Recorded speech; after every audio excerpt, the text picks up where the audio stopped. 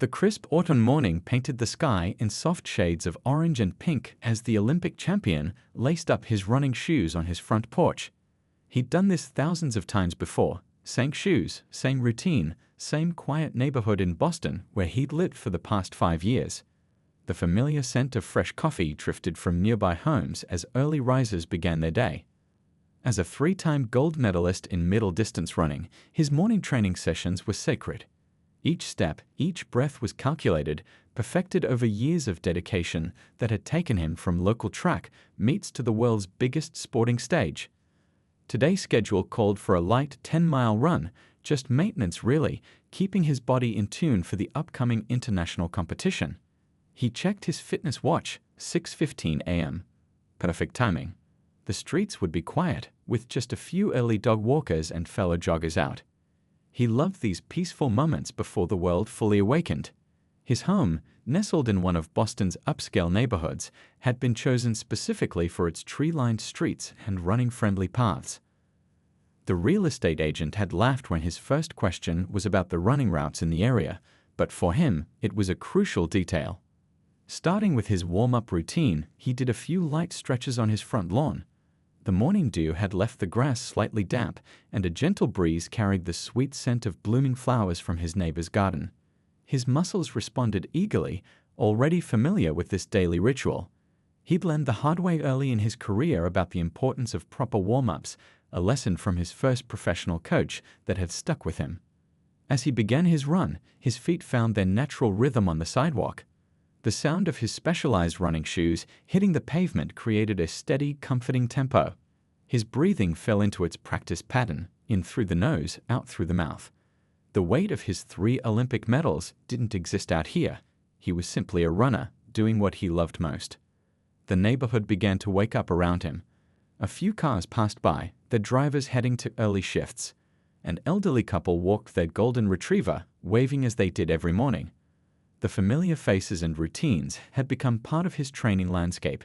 He'd chosen this route carefully over the years, memorizing every turn, every slight incline, even the spots where the sidewalk needed repair. His mind wandered to the upcoming competition. He'd be representing his country again, something that still filled him with immense pride even after all these years. The weight of expectations had become a familiar companion, like an old friend who showed up at every race. But out here, in these early morning moments, those pressures melted away. He passed by the local high school track where he sometimes helped coach aspiring young athletes. The empty track brought a smile to his face as he remembered his own journey. From a kid with big dreams to an Olympic champion, sometimes it still felt surreal. His former coach's words echoed in his mind.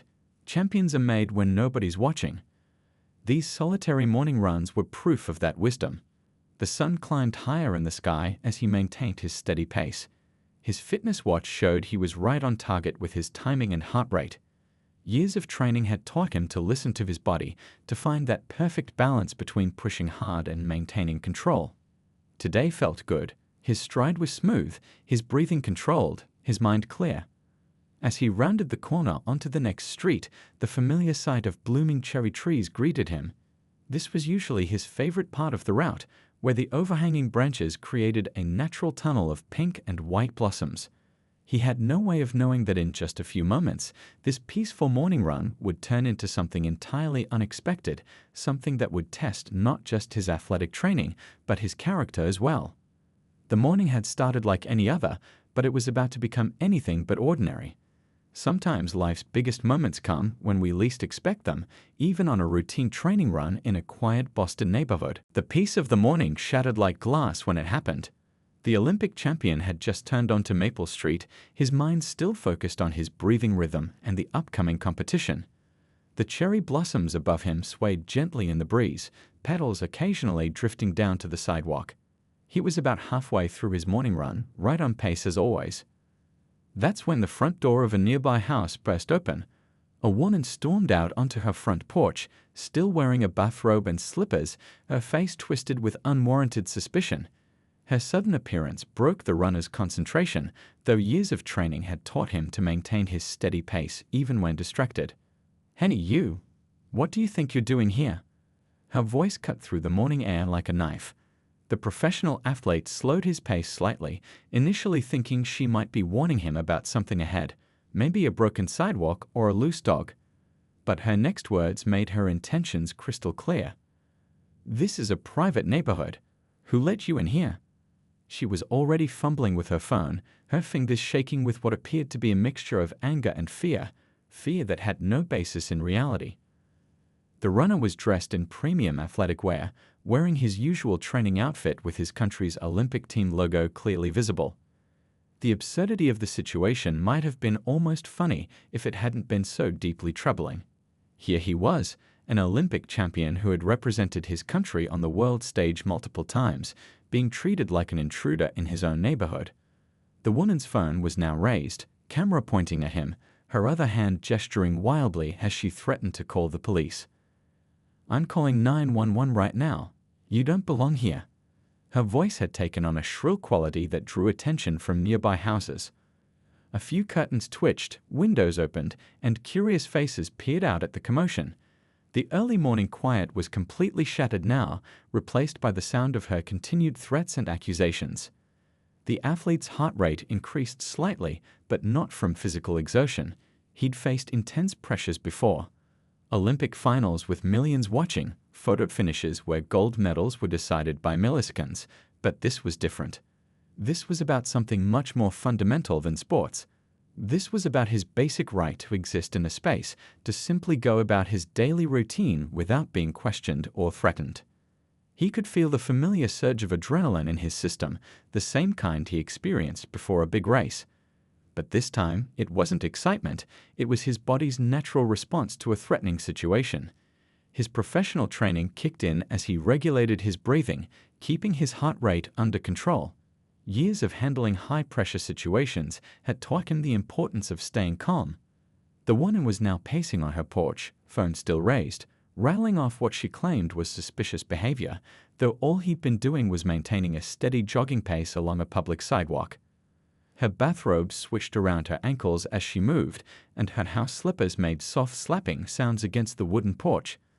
The mundane details of her appearance made the situation seem even more surreal. Several cars slowed as they passed by, drivers craning their necks to see what was causing the disturbance. The runner could see people in their cars reaching for their phones, likely recording the incident. In today's world, he knew, everything could be documented, shared, and viewed by millions within hours. Time seemed to slow down as he considered his options. He could keep running and avoid the confrontation entirely. He could respond with anger, which would be understandable given the situation. Or he could handle this moment the way he handled every other challenge in his career, with dignity, professionalism, and grace under pressure. The decision he would make in the next few moments would have ramifications far beyond this quiet street in Boston. As the woman continued her tirade, now threatening to call neighborhood security, which didn't even exist in the area, the Olympian took a deep breath. He was about to show that sometimes the most important victories don't happen on a track or in a stadium, but in everyday moments like this. Standing there on the sidewalk, the Olympic champion made a choice that would define this moment. Drawing upon years of mental training, the same techniques that had helped him stay focused during crucial races, he took 3 deep breaths. His coach had always said that the hardest battles are won in the mind first, and this moment was proving that wisdom true. He stopped at a respectful distance from the woman's porch, careful to position himself where other neighbors could clearly see him. His hands remained visible and relaxed at his sides.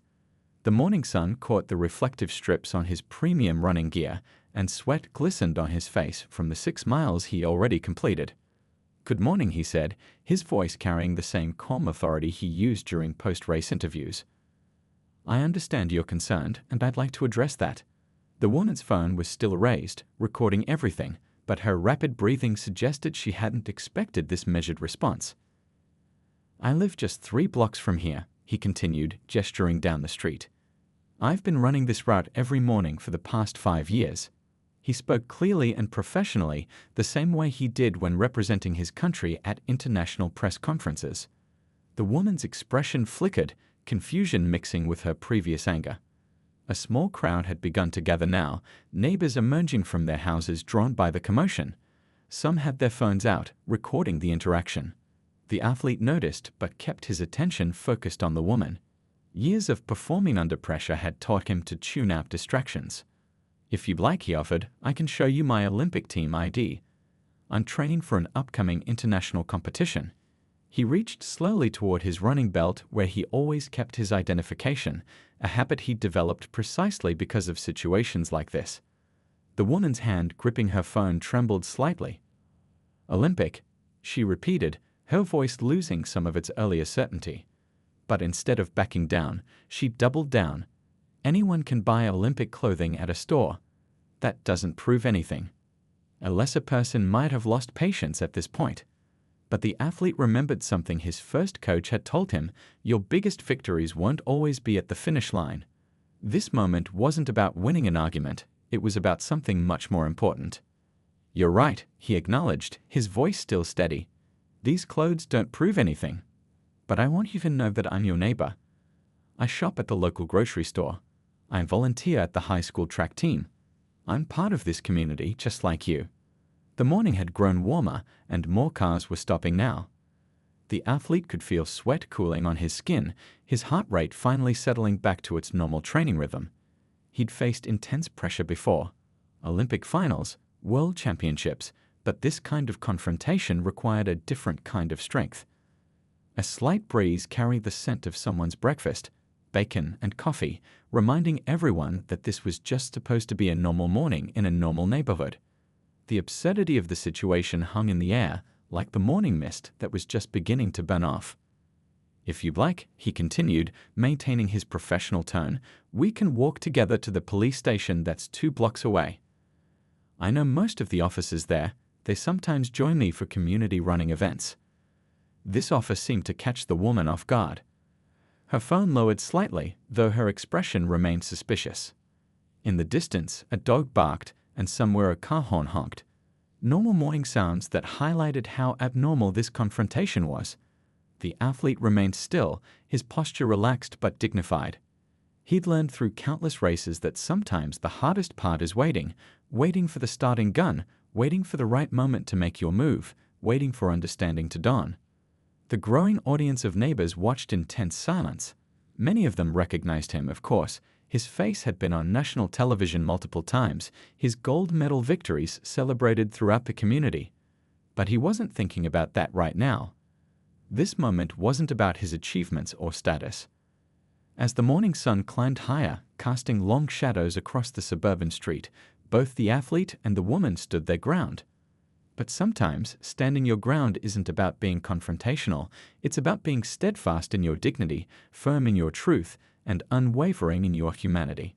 What happened next would prove that the greatest tests of character rarely happen on a track or in a stadium, but in everyday moments like this. The tensed standoff might have continued if not for what happened next. From around the corner came the familiar jingle of dog tags and the happy panting of a golden retriever. The dog's owner, a retired high school teacher who lived at the end of the block, was taking their morning walk. The moment they spotted the athlete, their face lit up with genuine excitement. "Oh my goodness," the teacher called out, quickening their pace. "I was hoping to run into you soon. My grandkids haven't stopped talking about watching you win that last race. That final lap was absolutely incredible." The golden retriever wagged its tail excitedly, picking up on its owner's enthusiasm. The woman on the porch blinked rapidly, her phone lowering slightly as confusion crossed her face.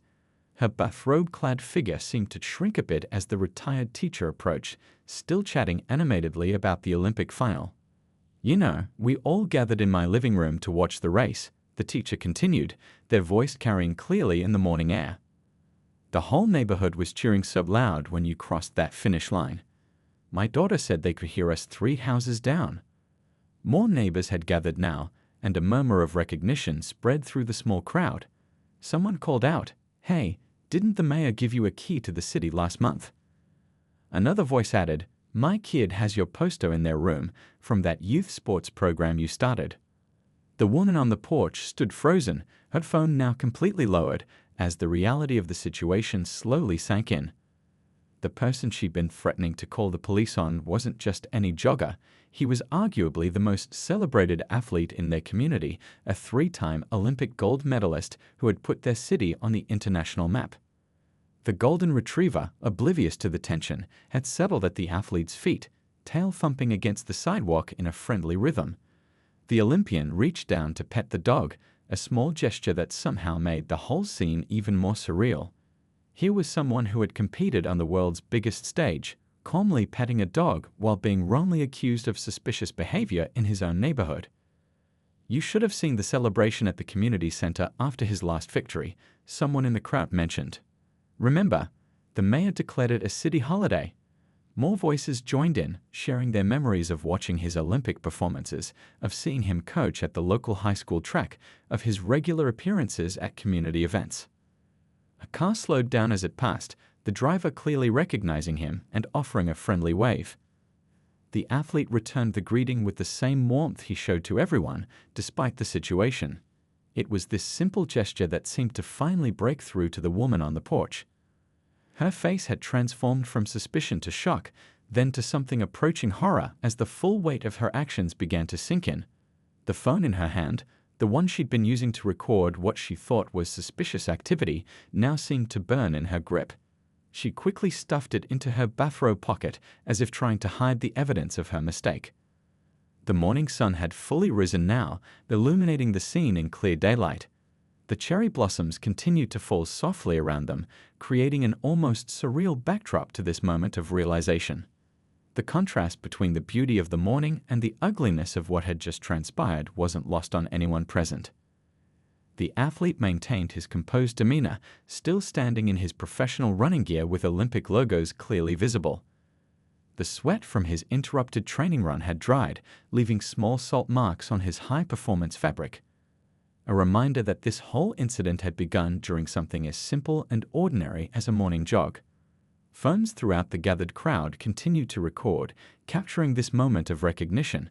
But unlike the hostile recording from earlier, these devices were documenting something different, a moment of community coming together, of truth breaking through prejudice, of reality shattering unfair assumptions.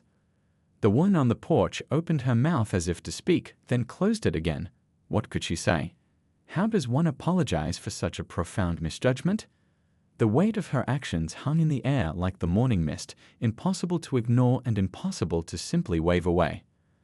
But what happened next would prove that sometimes the most powerful moments come not in the heat of confrontation, but in the quiet aftermath of recognition.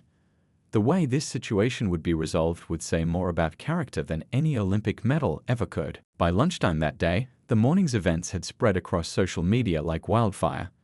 Someone had compiled different phone recordings from various angles, showing the entire incident from start to finish. The videos captured everything: the initial confrontation, the athlete's calm response, and the moment of recognition that changed everything. The Olympic champion sat in his home office, staring at his phone as it buzzed continuously with notifications. News outlets were requesting interviews. Social media was exploding with reactions. His agent had called 5 times already, suggesting different ways to handle the situation. But the athlete knew this moment was bigger than publicity or public relations. He watched one of the videos again, this time focusing on the faces in the background. There were young kids in the crowd, watching everything unfold. He thought about them, about what they had witnessed, and about what they might learn from this situation. As someone who regularly spoke at schools about perseverance and dedication, he understood the power of teachable moments.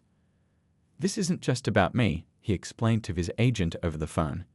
"This is about something that happens every day to people who don't have Olympic medals to their names.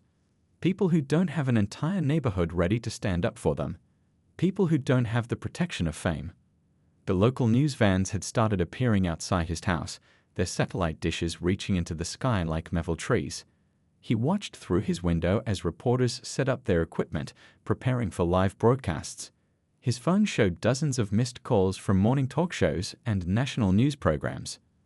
But instead of hiding from the attention, the athlete decided to use it. He'd learned long ago that running away from challenges never solved anything. Just as he approached his training with purpose and dedication, he would face this situation head-on, but with a focus on creating positive change. He opened his laptop and began typing a statement. Not a criticism or an angry response, but a thoughtful reflection on what had happened. He wrote about his experience as an Olympic athlete, about the countless mornings he'd run through that neighborhood, about the community that had supported his dreams. But he also wrote about the reality that his medals couldn't shield him from, the prejudice that still existed in society. What happened this morning isn't unique, he wrote.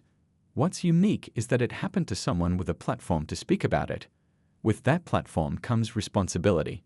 His words were measured, focused not on anger or revenge, but on understanding and growth. As the afternoon wore on, more stories began emerging. Other residents from the neighborhood shared their own experiences. The high school students he coached posted messages of support. The local running club organized a community solidarity run. What had started as an ugly incident was transforming into something powerful, a catalyst for important conversations. The video had reached millions of views by evening. Comments poured in from around the world, but what caught the athlete's attention were the local responses. People from his community were sharing their own stories, opening up about experiences they'd never discussed before. The incident had cracked open a door that had long been kept shut. His phone rang again. This time it was the mayor's office. They wanted him to speak at an upcoming community forum about inclusion and understanding. The local schools were asking if he would participate in a special assembly about prejudice and perseverance. His inbox filled with messages from other athletes sharing similar experiences. The woman from the morning incident had retreated into her house, blinds drawn. Some angry social media users had tried to identify her, but the athlete quickly spoke out against any form of harassment. Responding to prejudice with hatred only creates more division, he posted. This is an opportunity for growth and understanding, not revenge. As the sun began to set on that eventful day, the Olympic champion laced up his running shoes again. Despite everything that had happened, he had another training session scheduled. Champions don't skip workouts, even on difficult days. But as he stepped outside, he found something unexpected. A small group of local runners had gathered at the end of his driveway. They carried no signs, no cameras, no phones, just their running shoes and supportive smiles. Without a word being spoken, they fell into formation behind him as he began his evening run. The group grew larger as they passed through the neighborhood, more runners joining silently in solidarity. This wasn't about viral videos anymore. This wasn't about anger or shame. This was about a community coming together, about turning an ugly moment into an opportunity for change. As they ran through the evening streets, their footsteps falling in rhythm, something new was beginning, something that would have an impact far beyond their neighborhood's boundaries. In the weeks that followed, something remarkable began to take shape in the community. The incident that could have torn the neighborhood apart instead became a foundation for real change. It started small, like most meaningful transformations do. The Olympic champion received an unexpected message through his agent. The woman from that morning wanted to apologize, not through social media, not through the press, but in person. She requested a private meeting, away from cameras and curious onlookers. Her message was simple: I want to learn from my mistake.